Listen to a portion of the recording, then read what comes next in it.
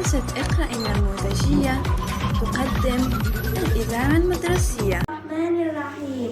وصلى الله على المصطفى الأمين، نور العيون وضياؤها، وطب القلوب ودواؤها.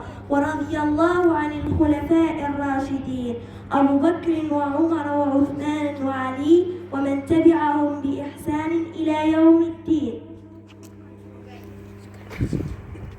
وتحية طيبة لكل أطر مؤسستنا اقرأ النموذجية في هذه الإشراقة الصباحية، ومرحبا بزملائنا في إذاعتنا المدرسية.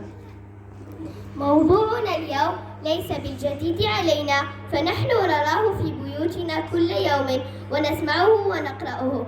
إنه معجزة الرسول الكريم القرآن الكريم المنزل على سيدنا محمد صلى الله عليه وسلم.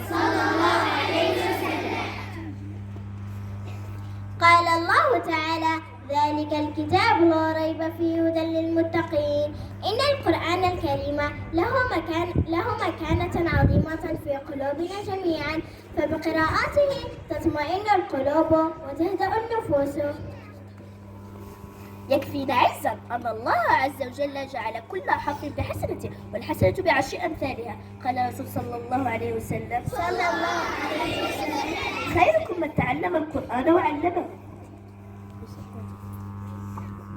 اللهم اجعل القرآن الكريم ربيع قلوبنا، ونور صدورنا، وجلاء أحزاننا، وذهاب همنا، يا أرحم الراحمين. والسلام عليكم.